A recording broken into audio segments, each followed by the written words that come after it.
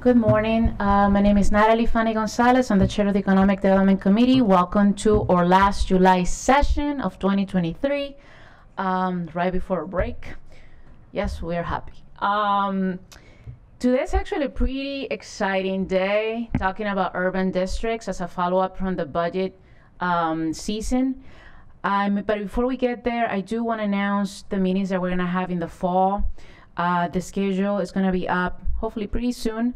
And a reminder to my colleagues, please, if you have ideas or questions, not just for the members of the Economic Development Committee, but anyone on the council, please feel free to reach out and send your ideas. They're all very welcome. So we are going to start on September 11 with MCEDC, the Montgomery County Economic Development Corporation, discussion on business retention in Montgomery County. During the budget and in previous meetings with MCEDC, we have talked about business attraction and retention, communications.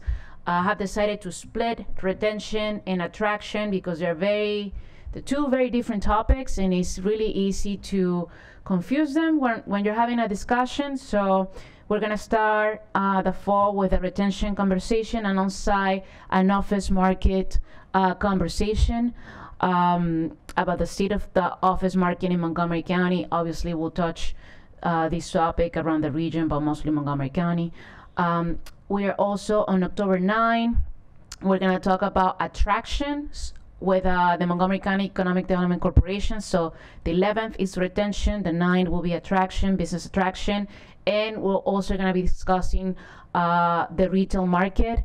The planning department did a study not too long ago. They haven't presented that study to the council, so they're going to be doing that here and offer any thoughts and updates, especially after the pandemic.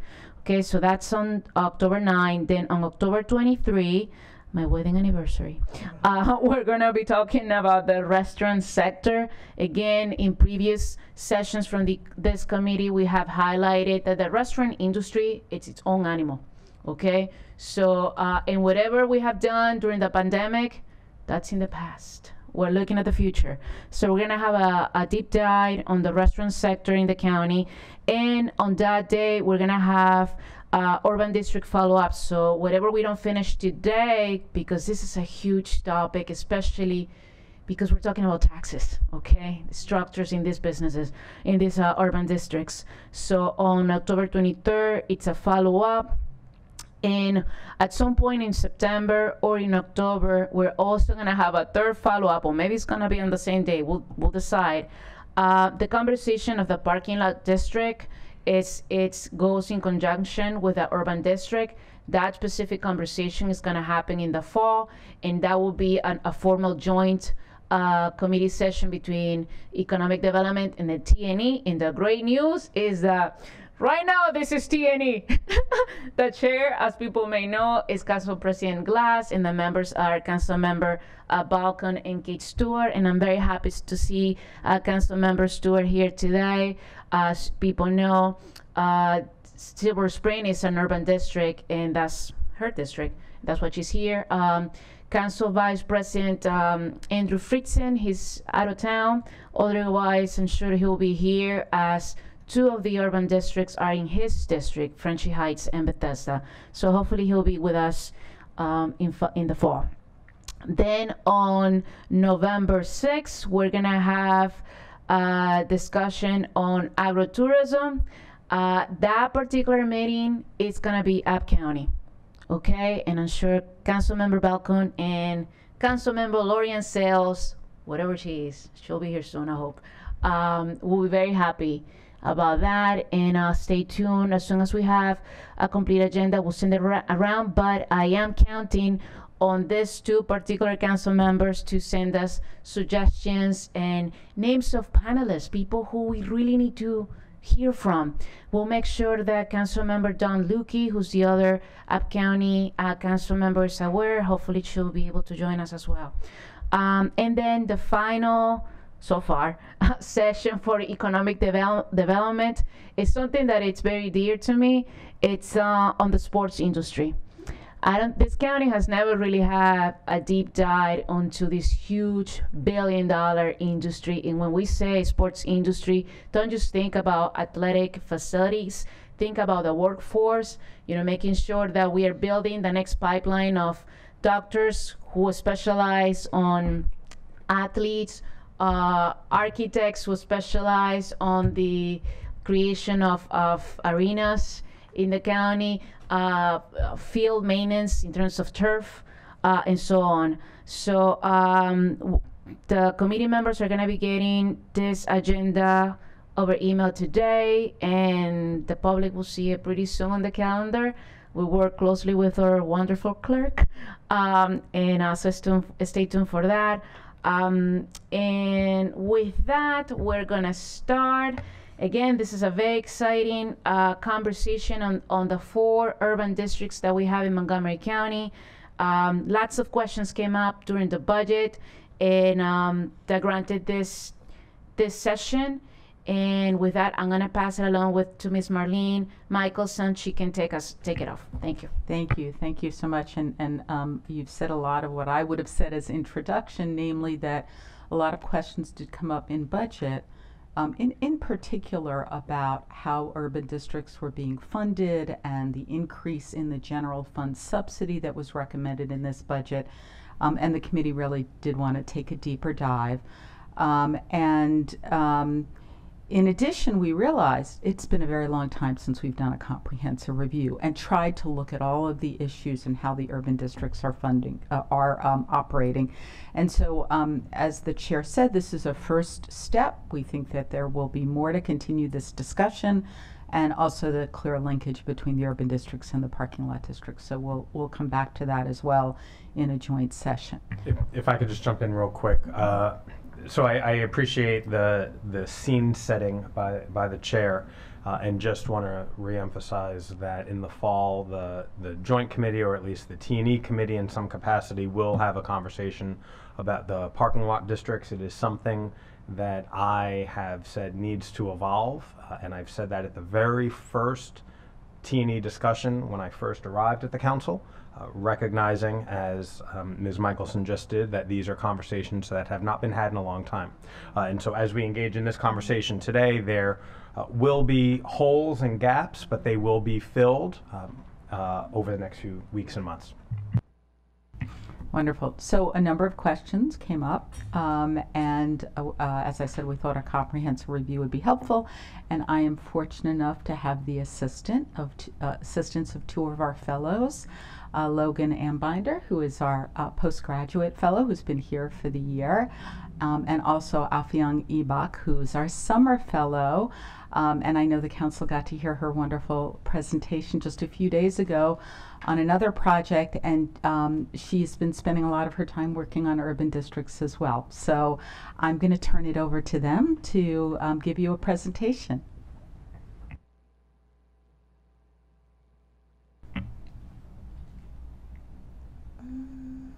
Is it supposed to show up? I think we need to have the PowerPoint streamed right now. Awesome, great. Perfect, thank you. So today we're following up on some areas that were brought up during the fiscal year 2024 budget work session back in April. Those areas were baseline services provided to each urban district, funding structures, and a policy basis for general fund transfers. We'll go more into details in the following slides, but here are our recommendations. Number 1, additional assessment of baseline services. Number 2, additional analysis of alternative funding mechanisms for urban districts. Number 3, development of policy to determine general fund transfers to urban districts. And number 4, creation of pilots for modified urban districts in other areas of the county. So there are 4 urban districts: Bethesda, Silver Spring, Wheaton, and Friendship Heights, which is the newest. The urban districts provide an administrative and financial framework for providing additional or enhanced services to these areas. If you look at page 2 in the appendix in your packet, you'll find more information about the urban districts, but they vary in size, management structure, and the magnitude of funding that they receive from taxes and transfers. For some additional context, we've prepared a table on page 3 of your packet which compares the urban districts in Bethesda, Silver Spring, Wheaton, and Friendship Heights to the business improvement districts, or BIDs, in Washington, D.C., which we found to be relatively representative of business improvement districts in other parts of the country as well. You'll see in the rows for type of levy and PLD funding on that chart that the funding for the urban districts differs both within the urban districts in the county and between the urban districts and the BIDs in Washington, D.C. Something else to draw your attention to is the primary services, where there is a lot of overlap between the services provided by the urban districts and the services provided by BIDs. Services such as clean and safe, light streetscape maintenance such as trash collection and litter control, marketing and promotion, placemaking, and special events are all provided by the DC BIDs as well as the original 3 urban districts. One area of differentiation between the urban districts and BIDs is that the urban districts also perform heavier maintenance, things like tree removal and concrete repair, that are not typically performed by BIDs in other jurisdictions. And the administrations of the urban districts vary, with Silver Spring and Wheaton being administered directly by the county via the regional services centers, and Bethesda and Friendship Heights being administered by independent entities, as tends to be the case in BIDs in other parts of the country as well. The committee expressed interest in learning more about baseline services. So we've identified 3 kinds of services that are provided in urban districts: baseline services, which are services that are provided county-wide; enhanced baseline services, which are services that are provided more frequently within urban districts; and then non-baseline services, which are services that are not provided anywhere else in the county. And if you look at Circle A1 in your packet, you'll see that there are some services that are provided more regularly in the urban districts than they are county-wide. A second item that the committee requested council staff follow up on is regarding the funding structures of each of the urban districts. As you'll see from the bulleted list on page 4 of your packet, urban districts receive funding from a variety of sources.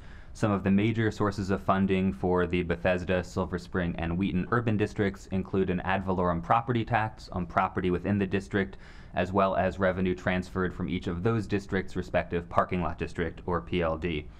In Friendship Heights, in lieu of an ad valorem property tax, there was established a commercial district charge, which scales based on the square footage of the property, or in the case of hotels and motels, the number of units on the property, and Friendship Heights does not have a corresponding parking lot district. Urban districts are also eligible to receive transfers from the general fund, which we'll discuss more shortly. The property tax that's in place in the urban districts in Bethesda, Silver Spring, and Wheaton is subject to the countywide charter limit, with the implication that the tax rate has remained flat for about the past 15 years, at least the past 15 years, in each of these original 3 urban districts, and it's unlikely to be increased in the future, even if property owners did support a higher assessment to enable the urban district to undertake new services. The commercial district charge in the Friendship Heights urban district is not subject to the countywide charter limit. The Department of Finance has begun a preliminary exploration of the possibility or the feasibility of instituting a commercial district charge in the original 3 urban districts, either in lieu of the ad valorem property tax currently in place, or potentially in some combination with some amount or some rate of ad valorem property tax. And one of council staff's recommendations is that the committee request the Finance Department to continue this preliminary analysis of advisability and feasibility and report back with their recommendations. One other item regarding the funding of the urban districts is that staff believes that additional analysis is needed of the charges on optional method development. In the past, the planning department has required that building projects that include public open space enter into an agreement with the urban districts to determine the party responsible for maintaining that space. However, in at least some urban districts, the practice of establishing those agreements has stopped. Bethesda and Silver Spring do still collect revenue via these optional method development charges, but it's unclear whether the services performed by the urban districts are cost neutral, that is, whether the urban districts are taking in sufficient revenue from these charges to provide the maintenance of these spaces.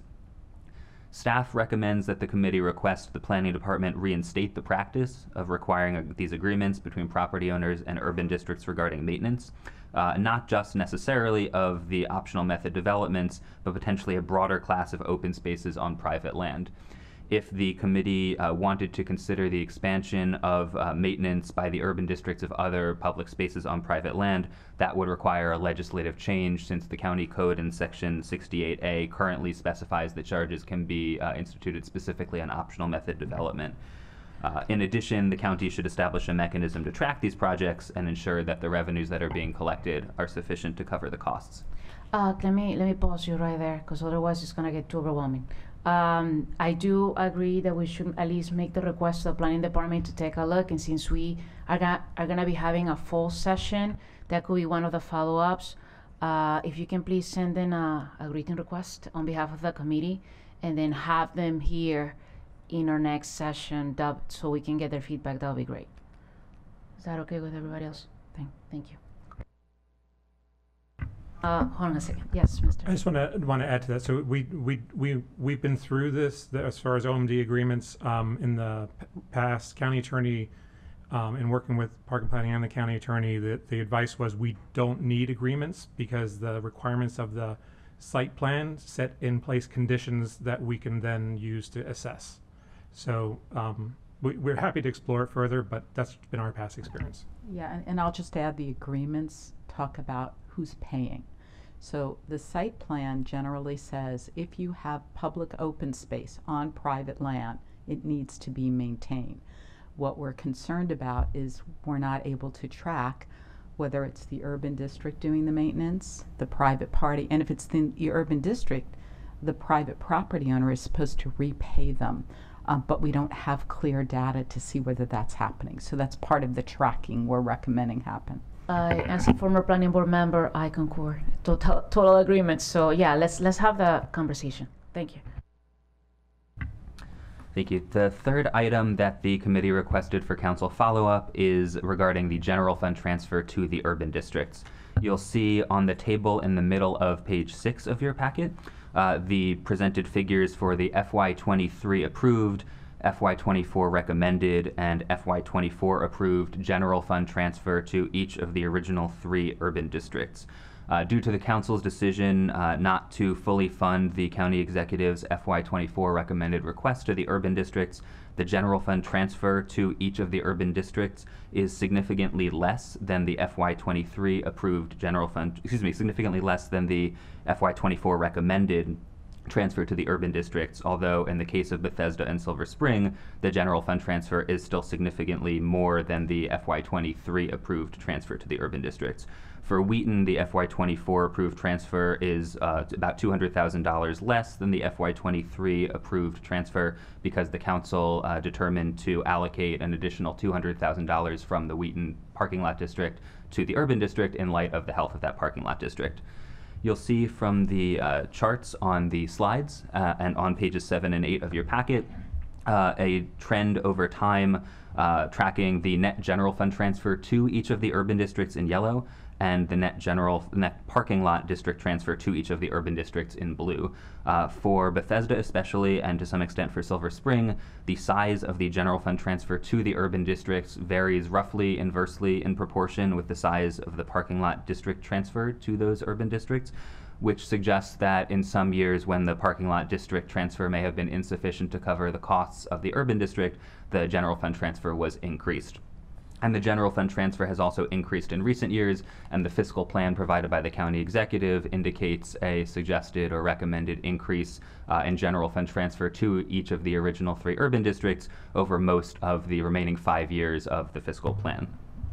In light of this, if I could just jump in real quick. Again, these 3 charts illuminate the relationship between parking lot districts and urban districts, right? And so, as was mentioned by a number of us before, there will be a conversation later this year in the fall by the T&E committee, if not by a joint committee, to talk about the parking lot districts specifically. But for everyone who is trying to understand the relationship, this is it in clear view. Thank you. In light of this information, the council may want to consider adopting a policy that establishes a specific rationale for general fund transfers to the urban districts and for increases and decreases to that transfer, rather than assuming that by default the general fund should be used to make up any shortfall in funding to the urban district that is not provided in any given year by the parking lot districts or the urban district tax or commercial district charge. And we'd recommend this policy be developed before consideration of the FY25 operating budget and used to help guide decisions about the future urban district budgets. Stay tuned on that one. Thank you. The final item is regarding community improvement districts in other parts of the county. There may be other areas of the county that are desiring of some of the services that are provided by the urban districts and that are willing to provide additional funding, as happens in the urban districts, in order to receive some of these services. The committee or the council may want to consider establishing pilot programs of one or more types of various community improvement districts in order to explore this possibility. These could be the establishment of additional new urban districts that could take the form of the establishment of new bids within the county, or potentially the establishment of additional main streets, as is the case currently in Tacoma Park. The committee and the council would want to consider not only the location and the boundaries of these districts, but the nature of the additional services provided, the nature of the funding mechanism, and of course whether there is sufficient community and business support for these services and for the additional funding that would be necessary to provide these services. So with that, we're happy to answer any questions or turn it over to our colleagues in the executive branch. I would say on that last point, I think it's important to have the conversation on the baseline services first before we jump in. So can we do that? Unless the county executives team has a comment to share right now. If I can, Chair Founding Gonzalez, for the record, my name is Ken Hartman Espada. I'm Director of Strategic Partnerships in the Office of the County Executive.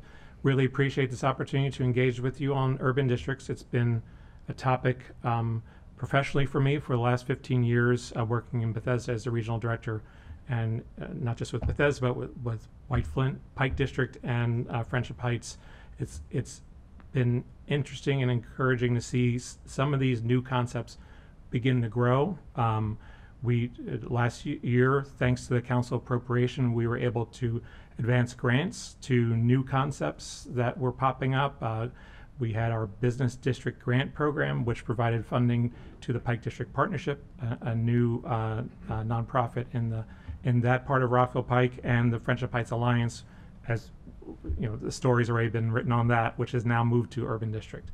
We also provided place-based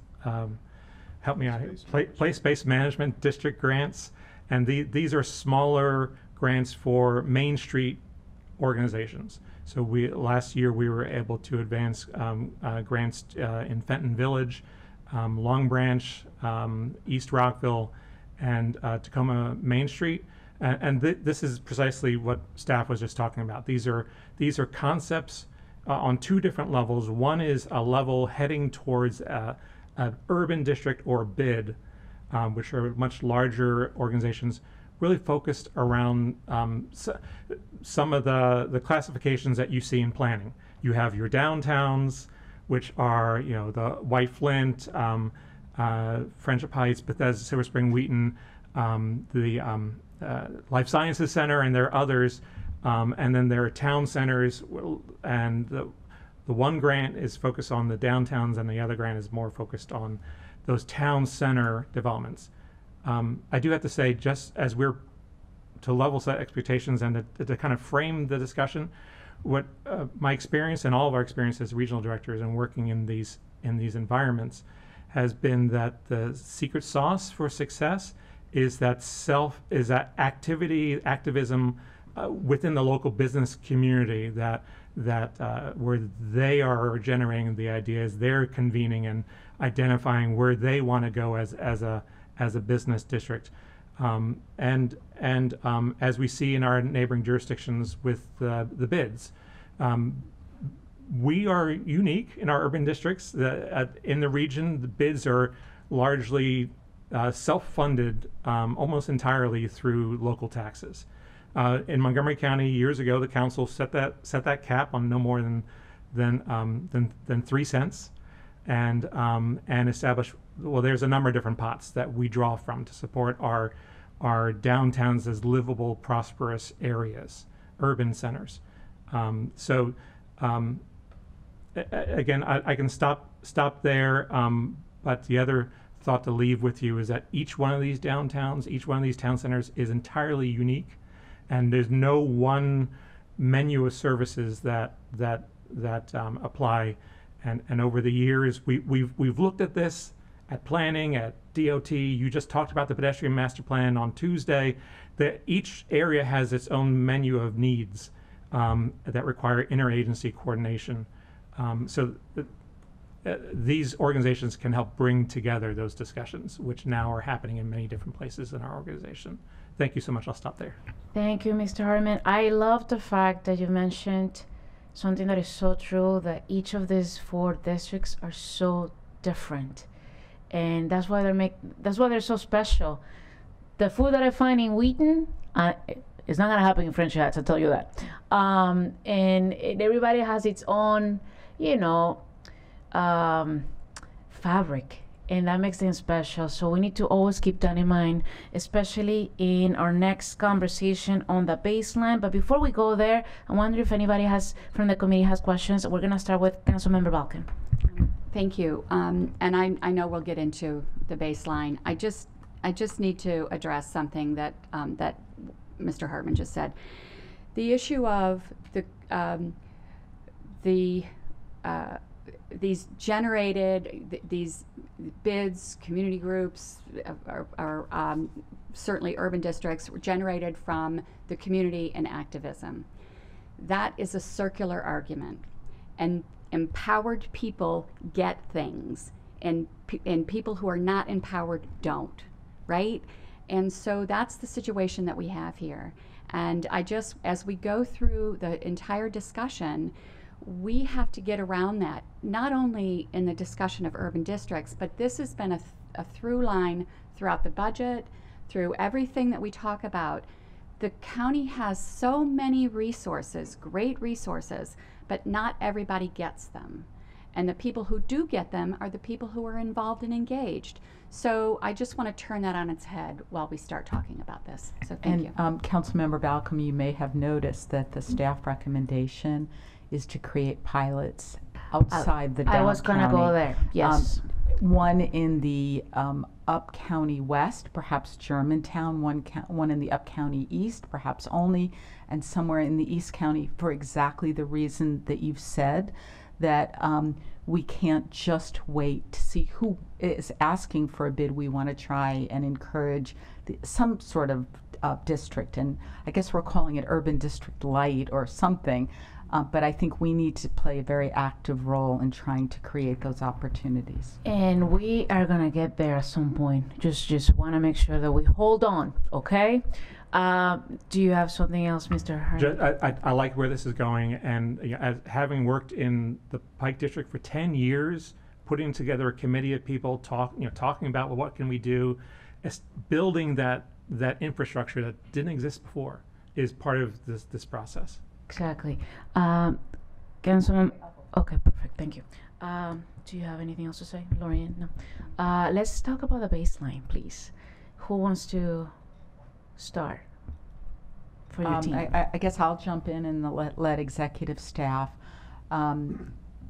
We've started with the idea that we're going to redefine baseline, because we've used this term and realized that what we were calling baseline was not actually baseline. It wasn't services that were being provided elsewhere.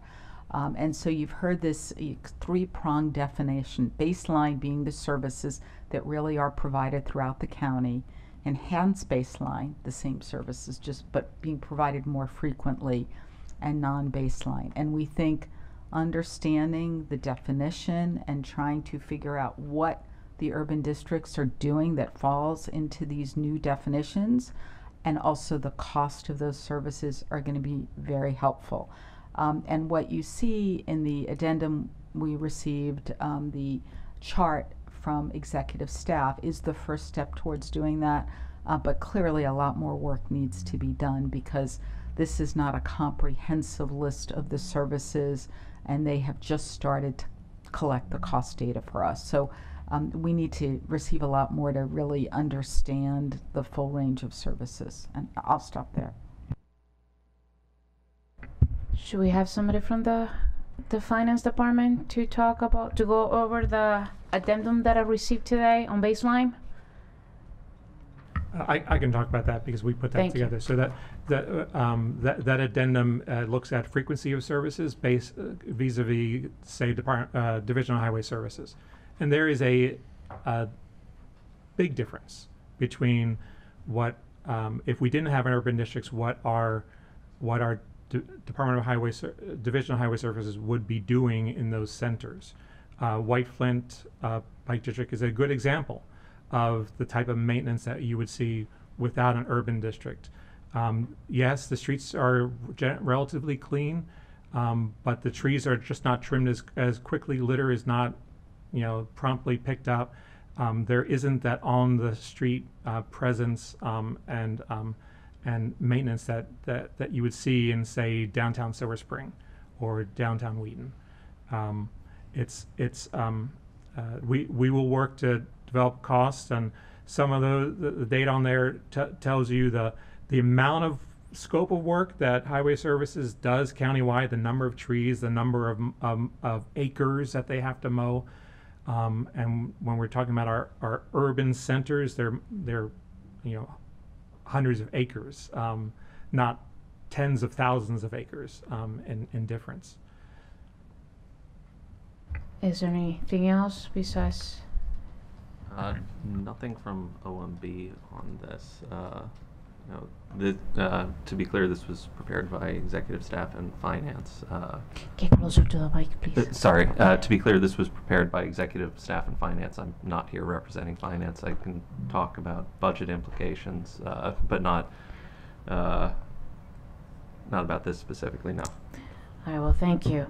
So I think one of the biggest questions that we had is if we, because I really want to go back to this idea of having pilots or whatever we want to call it in certain places of the county where this is needed.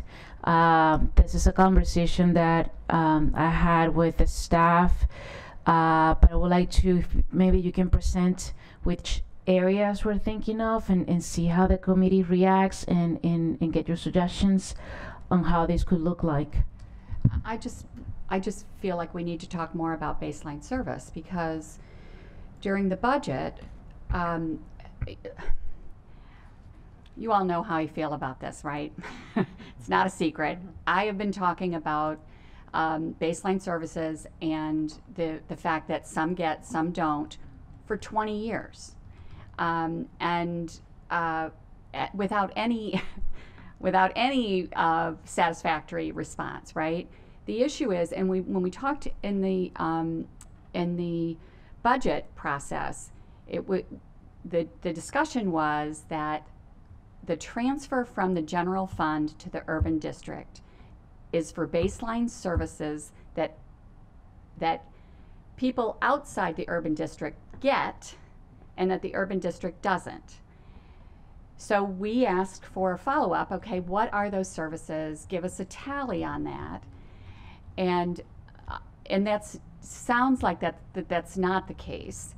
That there's not a kind of a one-to-one comparison, and I understand that. But the issue is, then we need to call it something else other than baseline services, because Germantown, Clarksburg, Olney, White Oak aren't getting those baseline services. So we can call it something different, but then we need to have the discussion of why is the urban district getting general fund transfers when other parts of the county aren't. So can you go over, please, how do you treat specifically the places that Councilmember Walker mentioned? Especially, I think Germantown is a great example. No, specifically Germantown. Germantown. So 20 years ago, 25 years ago, I had this conversation about, okay, you know, what is this general fund? Well, first off, the question is, I've been told for many, many years, the urban districts are self-sufficient and they don't get any general fund money. I question that year after year after year, right? And there was 20 years ago, there was a discussion about, okay, so Germantown, the largest census designated district in the county, doesn't get any additional baseline services. There was Marilyn Praisner heard me and created this emerging communities, and we got some funding for a little bit. That was 20 years ago, so, or however long that was. So specifically, where are the services that urban districts get that non-urban districts don't? So I will back up, because you've been at this for as long as I have, and understand and have asked these questions, and I know Germantown has had you know, fits and starts with organizing. I know there was an incorporation attempt. There was all sorts of discussions, and this has been an issue in that community. The general fund transfer in the county code is just that. It's a transfer from the general fund to cover the costs of the urban districts. Historically, some of us who have been around a long time remember this discussion of baseline services as a justification for the transfer, at least in Silver Spring and Wheaton, or and Bethesda. In Wheaton, there's always been a general fund, because there isn't. Urban districts are funded by parking lot revenue, local taxes, and general fund, and that's been the case since day one. The taxes are capped, and oh, by the way, it falls under our charter limit, so it's really hard to increase those taxes. So that pot of money is in ice. And then you have the parking lot districts, which recently have waxed and waned and have had difficulties over the years. And when those parking lot districts have had difficulty, that expected funding has come from the general fund. So back in time, there was discussion of baseline. Hey, let's take the money that highway used to spend in Bethesda, and now we're going to assign that to the urban district. Back in the day, and no one is around who understands the formula that went into that at the beginning. But in Wheaton and in Silver Spring in the early days, and Bethesda, there have been and the chart shows there have been fluctuations in the general fund transfer, precisely for the reason that the general fund is another funding source for the needs of the urban district. Now, in the past, it also could be argued that these were our urban centers, that there was intense economic activity happening in these three places. But that's no longer the case. There are more places around the county, and I looked through the pedestrian master plan, and they have a long list of downtowns and town centers all around the county, that all of them could make an argument that, hey, we could use additional support for maintenance. Now, all of them don't have 100,000 people. You are correct. So I still, if we clearly, I don't think we have the answer today. So it's gonna have to be discussed in the fall. But I think we need to have a clear understanding of how places like Germantown, Olney, Burtonsville, places where you have high densities nowadays, are being kept or maintained. Like, what's the data? Like, how is it possible? Like, this addendum that we received from the executive's office, honestly, was really lacking, for lack of a better word. Not too many details, and it really doesn't even highlight places outside the urban district, so we can actually compare. That's the problem. And it sounds to me that we don't have an answer, because, as you explained, when this was established many, many years ago, nobody had a clear definition or or mandate of how this will happen. So here we are in this situation, and we're gonna solve this problem. So for sure, the next follow-up will be that. So it's kind of difficult to get into the other conversation on the which places we want to have that light pilot program when we don't understand what we're spending. But let me go to Mr. Harmon one more time, and then I'm gonna move to Councilmember Stewart. And I do want to suggest, because I know that your feedback to planning on this list of town centers versus downtowns, it's if we can develop this understanding of here are the downtowns and here are the town centers, and because we can work off a common understanding of where these places are. And yes, Councilmember Balcom, I remember Marilyn Preisner and the Emerging Communities Grant. When I was a regional director in 2008, we all had a pot of $100,000 that we could spend on activity in our emerging communities, and there was a list of emerging communities. But the Great Recession came and all that money went away. So this grant program that we've started, that you funded, is an effort to get back on that track of supporting our emerging centers. So, and besides the pedestrian master plan, you can look at Thrive 2050. Lots of great info that actually should be the document that we should be looking at, that document. Councilmember Stewart. Thank you very much, and thank you for letting me join the committee today.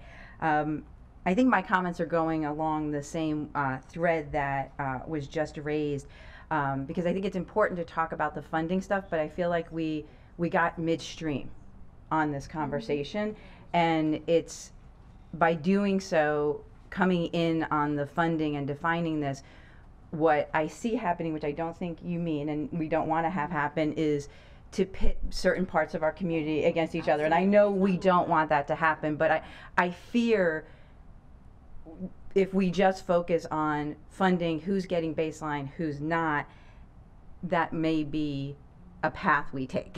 And I don't think any of us want to take that path. I think the other thing that I hope future conversations talk about, and I think that's the direction we're going here, is really thinking about the uniqueness of these districts, both the challenges they face and the opportunities that they provide for our communities. And as was said, each of these places that currently are defined as urban districts are unique in the county, just as those places that we have yet to put a label on, I guess. And I think that really needs to be part of this conversation, because when we look at downtown Silver Spring and Wheaton, the fact that they are urban districts, the fact that we have such strong regional services there, we have events that go on there that are just not events for that urban district, but are events for the entire county, and I will say are events for the entire region that people come to, that I think is really important when we think about the role of those urban districts for our county.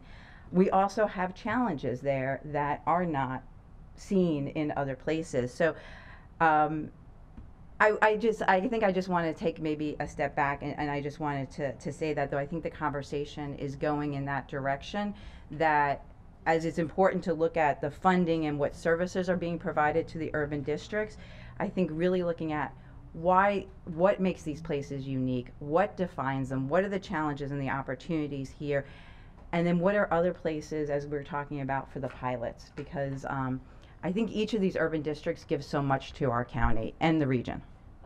Before you go, because I have Councilmember Sales who wanted to speak, you just reminded me that all the amazing events that we have at App County, the Juneteenth celebration, the 4th of July celebration also in App County. There's a lot going on there, and that community has been neglected. I know, that's true. Out of the list. Yeah, but it's growing. I'm helping you out right here. So, Councilmember Sale. Hot air balloons. I mean, there's an abundance of events all throughout our county, and it would be helpful for us so that we aren't pitting different parts of our county against each other, that we establish what baseline services should be provided in an urban district, what the purpose of the urban district is versus the bid and the status of our bid. And so I didn't get a chance to provide opening remarks, but just wanted to thank our director, Marlene, for your incredible team of fellows. We got to meet a few yesterday, and Logan and Affiong, thank you so much for the very thorough packet, and also the proposals that you recommended our committee ask for additional work on. That's on page 2, the 4 bullets. So hopefully the executive staff is taking a look at those 4 bullets as well, to ensure that we're able to follow up and have a more robust discussion. Did you want to? Okay. I did have a question since council member, oh, I'm so sorry. Yes, council member Stewart. See, I'm not used to having visitors in the in the Eco Development Committee. Since Councilmember Stewart brought up the Silver Spring Urban District, you know, I know that the council approved a Silver Spring Business Improvement District, but I don't know if we're getting any updates on it. Oh, okay. Mr. Jacob Newman, can you please speak on this? Indeed, Jacob Newman, for the record, Regional Services Director in Silver Spring. No official updates, I would say. You know, basically what happened in the last year was that a bid had formed. The state delegates had come together with community members following some advocacy, and legislation was passed at the state whereby the Silver Spring bid, is my understanding, would need to go back and conform to those regulations. Okay. And since then, there has not been a lot of formal communication. The infrastructure still exists. There still is an opportunity, not only in Silver Spring, but anywhere in the county, for a business improvement district to come to life. But at this current time, I don't have any information that the Silver Spring bid is proceeding as originally conceived. Okay. And I think, you know, that during our next discussion, it will be helpful for us to identify what criteria is necessary to establish an urban district versus a business improvement district, and where are we prioritizing those districts and what those pilots will look like.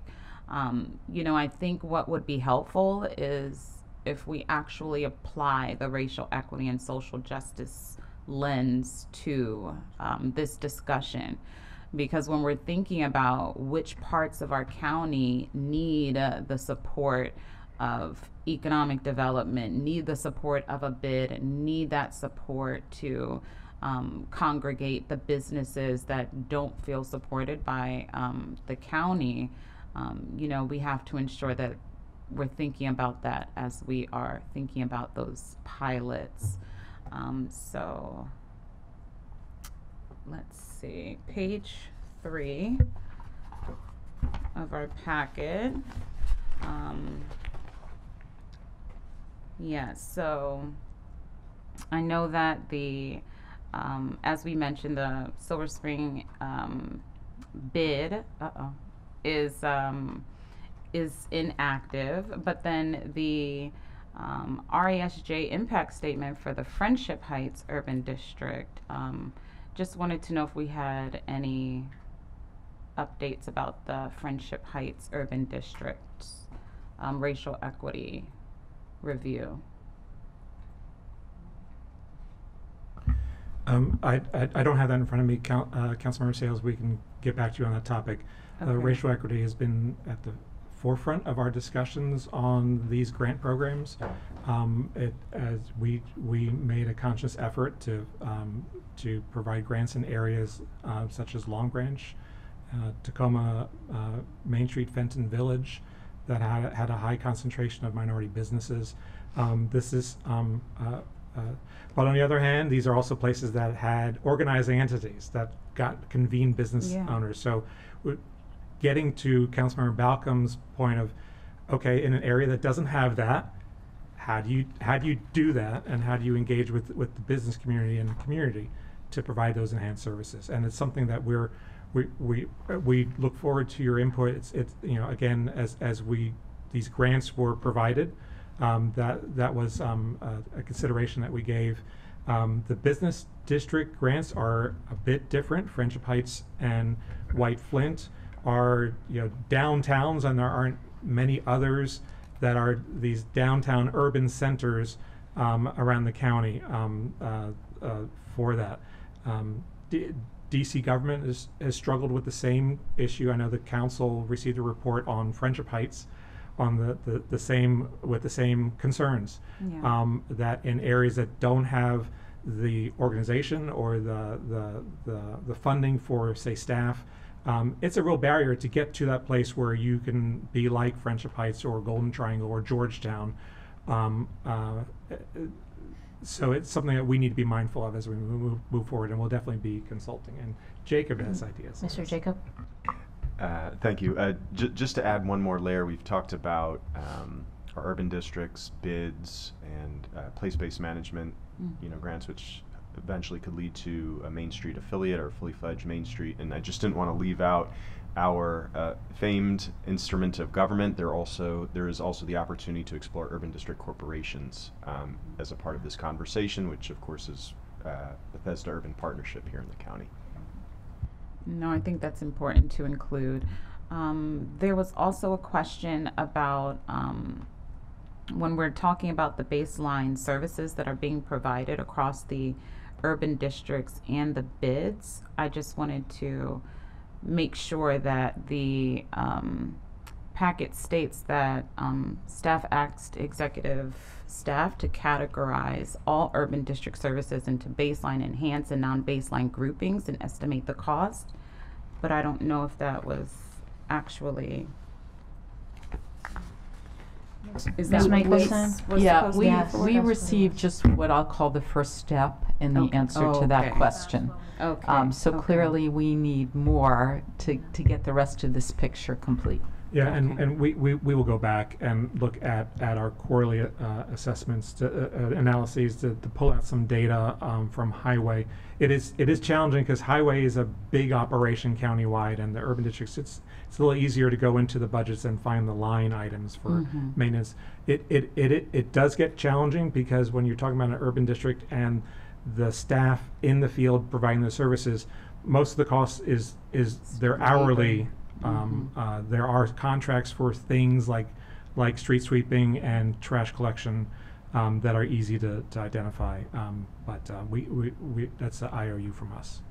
Okay, I'll yield for now. Thank Okay, you. let's do two things very quickly. One is number one, I would love to hear from staff to finish up that conversation of the light or the pilot programs that we have, but then for sure we're gonna have to have the planning department come back in the next session that we're gonna have on this issue and look at Thrive 2050 as I mentioned before and see what ideas we can take from them and haven't discussed here. But that conversation of what the staff has done on the possible pilot programs is important, so we can keep that in mind ahead of the next session and we can come prepared with more questions. Before I turn to Ms. Michelson, Councilmember Balkan has a question. Just a comment. I often rely on Councilmember Stewart to be the voice of calm and reason when I'm not. So I do want to just re-emphasize what Councilmember Stewart said. There's no pitting the urban districts against the non-communities. As much as people know that I grumble about lack of services, I also elevate the urban districts. The urban districts do a phenomenal job, and in no way do I want to detract from the very important work that the urban districts do. So I think I just want to call attention to, so when we go through this discussion in the future, it might be, it might be easier, better to separate the needs of the existing urban districts and the funding and needs of the existing urban districts to make sure that they're whole, to make sure that they're getting the resources, separate from what are the needs of the other communities, and if we're doing pilots, what are those pilots? They may or may not be urban districts given the charter. They're not going to be, because you can't create new urban districts if we can't create new taxes. And so I do think it's very important to separate the conversations, and in doing so come up with a different name than baseline services, because that conflates the discussion about that's what compares the two, right? That's what links the two, is that term of baseline service. So, and that is exactly why we were planning to have this light pilot programs, exactly to separate them, exactly what you're saying. Before we go to Ms. Malcolmson, Council President Glass has a question. Thank you, Madam Chair. I know this conversation is kind of following the bouncing ball, but we all have lots of thoughts. Yes. Up county thoughts, down county thoughts, equitable thoughts, but I know that there are a lot of thoughts out there also by folks who are concerned by the fact we're having this conversation. It's the first time in a long time we've had a focused conversation on this, and it's important. It doesn't mean we're pitting anybody against each other. It doesn't mean we're requesting fewer funding, but it is important to discuss an important, extremely important aspect of governmental function that was originally created back in 1997. There are lots of conversations that have happened since then. There has been state legislation to support a bid, which Mr. Newman alluded to. So there has been evolution, but we need to come back to whether or not we use the term baseline. We need to come back to basics and figure out why these were created, how they were created, and more importantly, how they're funded. And to Councilmember Balcom and Sales's point, how do we expand them where we can and pay for them? And so it is important. I think we need to have a deeper dive in what those baseline functions are. And I appreciate our summer fellows' presentation and referencing back to the proposed FY24 budget, because it is absolutely true that the council did not provide all the funding that was requested, but it's important to note that there were parts of that proposed budget, the functions of which are done in other aspects of the budget. Positive youth development, absolutely important, near and dear to so many of our hearts, but we have other aspects of county government that do that. And so I make the recommendation again to executive staff that while we want to make sure that our downtown areas, our central business districts, are safe for everyone, and that our youth who are down there are engaged in positive ways, we use those resources or proposed resources in other aspects of the budget in other agencies and departments that are already doing that programming. The urban districts, central business districts might not be the most appropriate place to support appropriate work, right? So let me just say that. Also, the packet references, return on investment, and in 2015 there was an Office of Legislative Oversight report on the urban districts. And from that report, it referenced and compared to Boston, not necessarily apples to apples, especially since we're in 2023. But the Boston Business Improvement District provides metrics on aspects of life like pedestrian counts, vacancy rates, new businesses, and business growth, crime, property values. And I think it's important to actually determine what the return on investment is. Yet one more metric to see where we should allocate resources. And I think benchmarks to then decide at what point does the county continue using either parking lot district funds, general reserve funds, any other appropriations to support that area. Because if the metrics move in the right direction, then there needs to be a conversation about, another conversation about evolution, about what comes after just like we're talking about DC and the bids that are there. And so I put that all out there because this is the starting point. I appreciate this conversation, and I will yet again say that we will be having a conversation about the parking lot districts, which are inextricably tied to the funding portion here. And if Councilmember Balcom at that point wants to recommend that there are other PLDs that are created to then stand up. Hey, free parking's all we have. Okay. Well, that is also part of, right, why these programs are where they are. Just open acknowledgement of that. But this is a very important conversation. It should not give anybody any agita. We want these areas of the county to improve. We want them to do well. They are the economic engines, and yet there are other engines roaring, and we need to be mindful of them too. So thank you, Madam Chair. Very well said.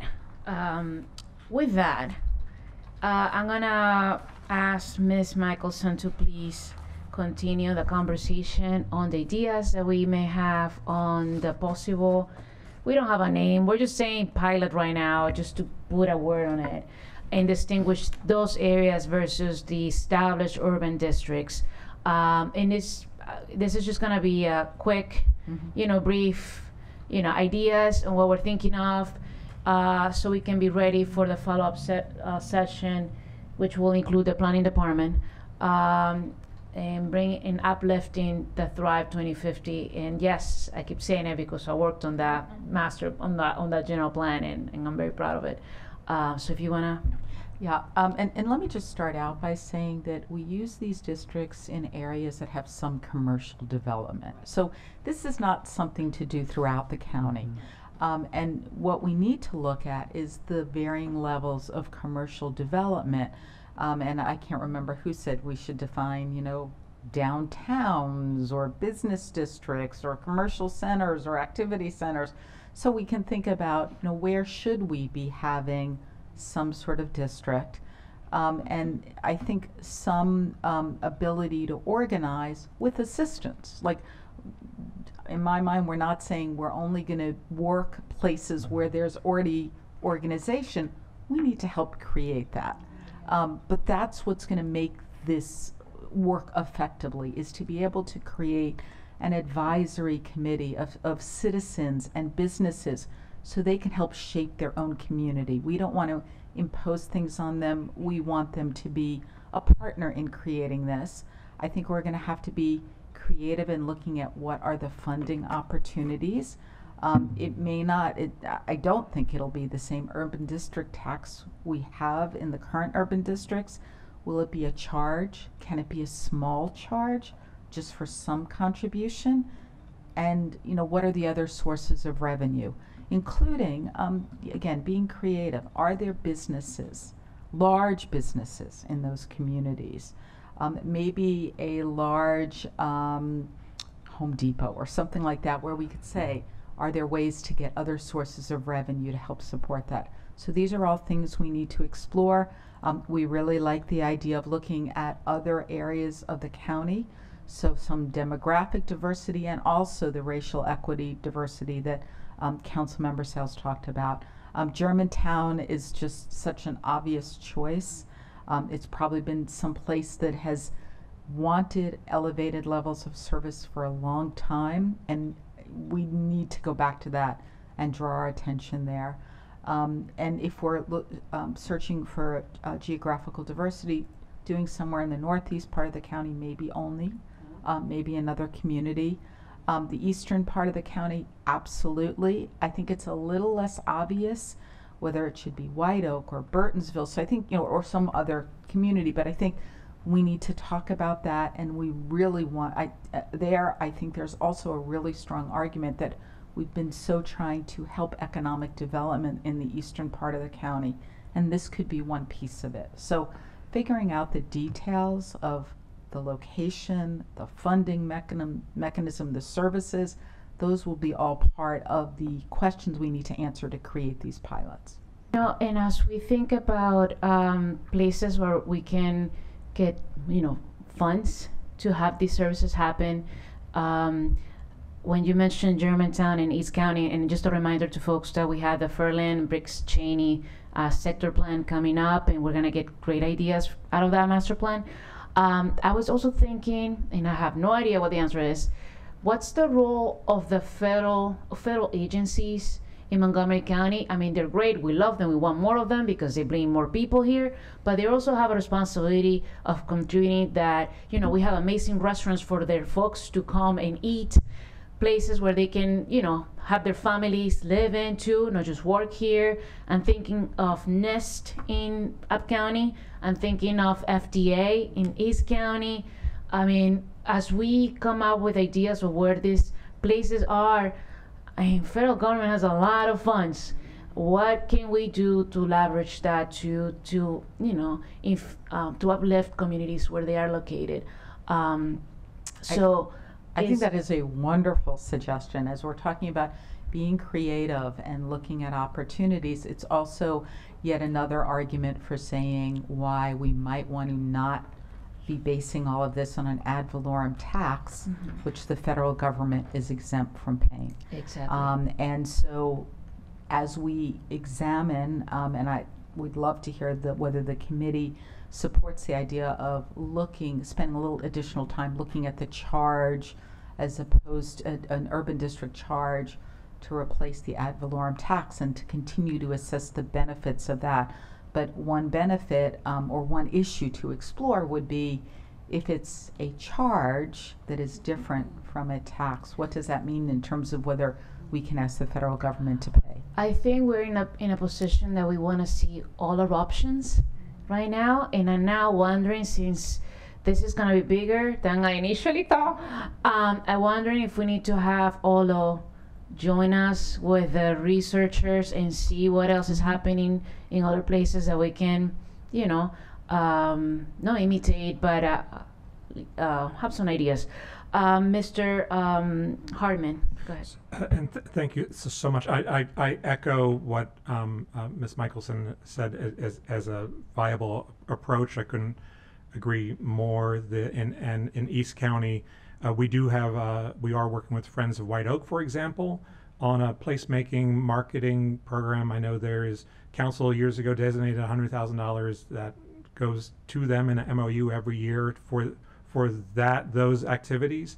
But there are opportunities for other similar, you know, we can work on identifying the places. As far as federal agencies, there was a discussion years ago, and I need to follow up, but my understanding is there was at one point, and may still be, a fund because there are, in DC, there are a lot of federal agencies, and there are bids down there that wouldn't get taxes from them otherwise. But there was a program for the federal government to pay into the bids. It wasn't a tax; it was a federal program. But we'll see if it still exists, and we can pull on that. But we're happy to engage with you and your staff. Only one more thing is, as we go down this road, planning is very, very vital. Because we take a lot of inspiration from our neighbors, and DC government has done a lot of great work in this space. One of the things that I keep in my folder is a DC Vibrant Retail Streets Toolkit. So it was DC planning identified their downtowns, assessed their strengths and weaknesses, and made recommendations for things they could do to improve themselves, and which kind of could be a front end lead into, okay, now how do we fund this? Now how do we organize to get this done? I have great news for you. You know, the acting planning director for the planning commission, Tanya Stern, she was involved in that program. So another reason why we need to have planning here. Councilmember Stewart, I mean,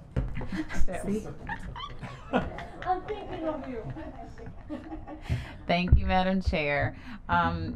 Since you brought up the funding structure, I noticed that the funding structure for the original 3 districts, Bethesda, Silver Spring, and Wheaton, were established dependent on set limits on property tax.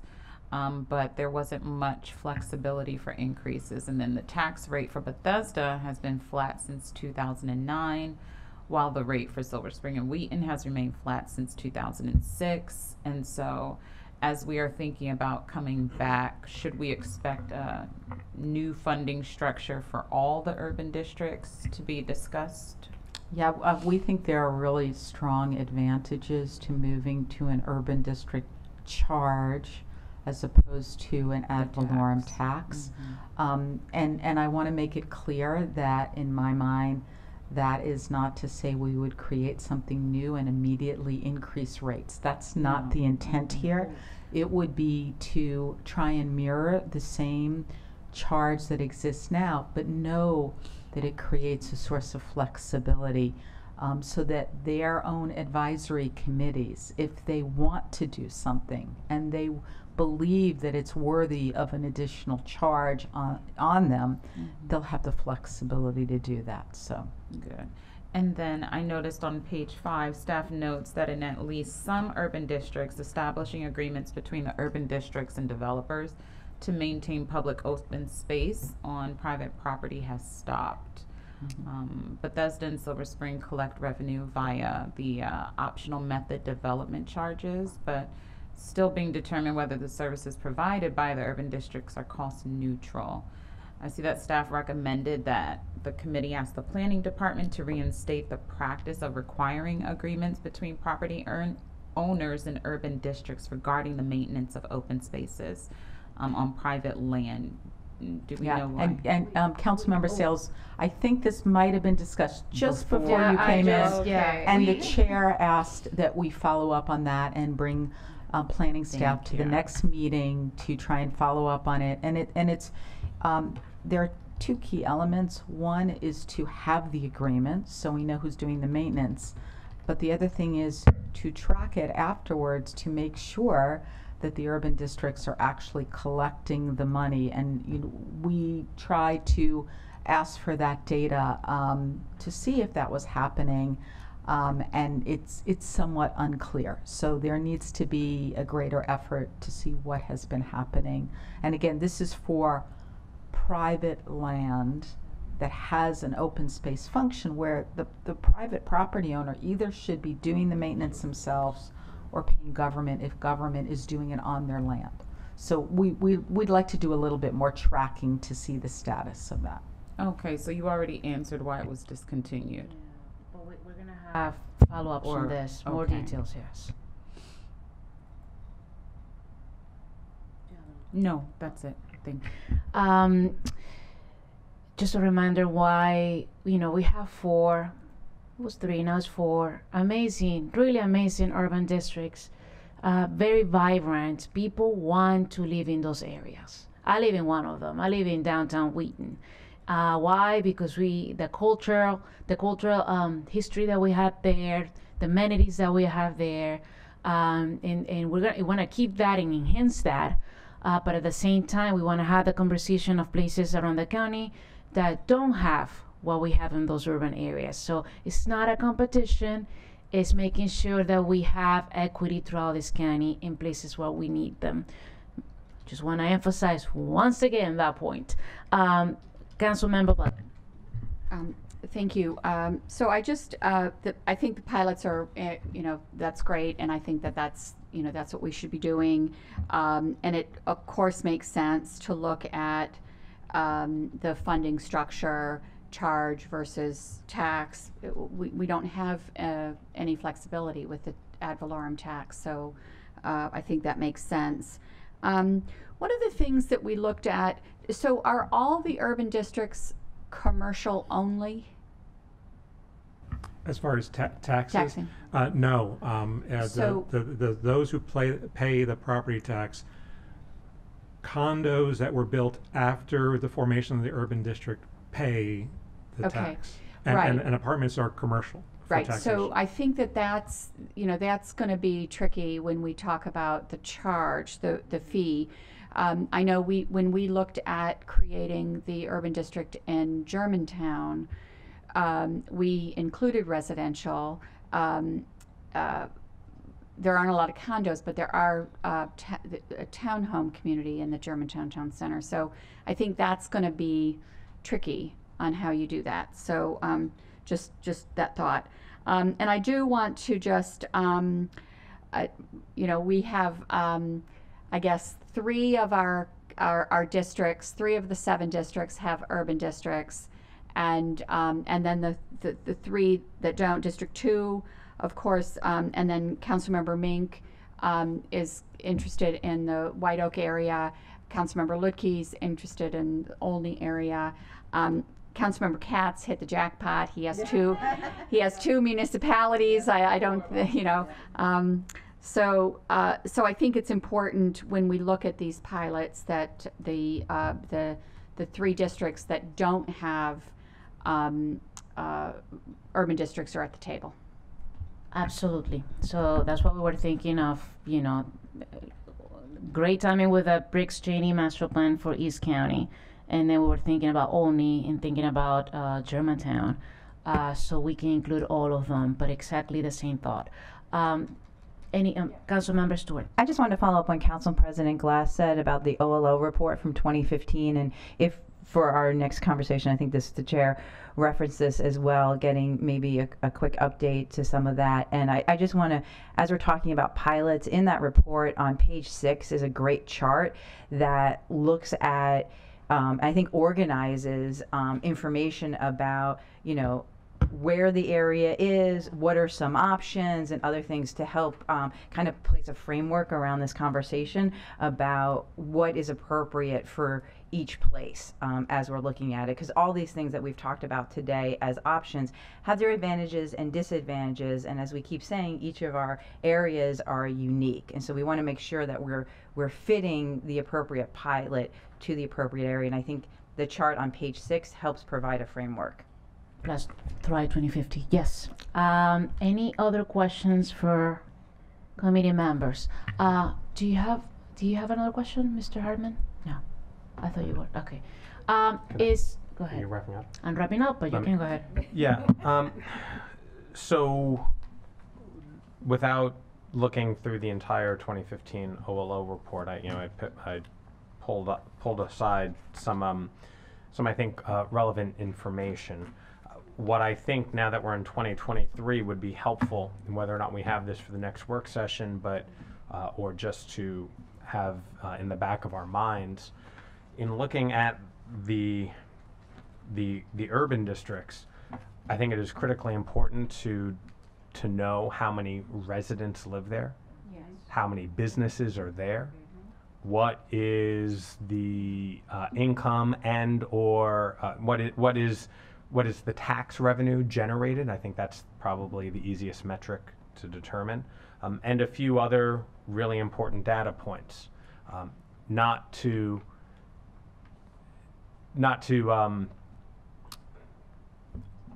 trying to be mindful for baseline setting of what we're trying to do here, right? And as the constant theme that has been noted this morning is, we do not want to pit any urban districts or emerging areas against each other, but my previous comment was about metrics and understanding what we're trying to do here, and I think having some of those data points will be very illuminative. So beautiful point taken. Completely agree. So as I have it on schedule, October 23 should be the follow-up, and hopefully, if possible, we can have the conversation, the T&E committee can have the conversation on the parking lot districts, and it could be just you guys, and I'll be there, or we can do a joint session. I'll leave it up to Council President Glass to decide. Regardless, I'll be there, and I'm sure Council Member Sales will jump into. Go ahead. I just wanted to acknowledge the team that's here from our urban districts. Oh, yes. Just so you know them. Yeah. Jeff Oyer with the Bethesda Urban Partnership, Crystal Ruiz from the Wheaton Urban District, Carson Henry from Silver Spring, and TJ is here. He was formerly the manager of the urban district in Pete's office, but now he's moved over to another position. But I just want to let you know, these are the folks who are out there in the urban districts providing the services. And thank you so much for being here and for all the work you're doing in the urban districts. I know it's tough work, and I know you all work very hard, and I'm just grateful to all of you. With that, we're gonna follow up with the staff on well, we have so many things that we discussed today that we have to have the very proactive cooperation from the county executives team, as well as with the planning department and with OLO, to have a robust conversation on the future of Montgomery County in all these areas outside the urban district, but areas that, based on equity, based on density, based on jobs, need more help. With that, I thank you so much for being here, and I look forward to working with each of you in September. Do you have one more thing to say? Yes, I I see you. just wanted to one more time Oh, thank you acknowledge so the much great to our work of our fellows. fellows. so. And honestly, one of the best reports that we have received. Honestly, it came from the two of you. Thank you so much, and good luck in your school. All right, have a good day. Adjourn.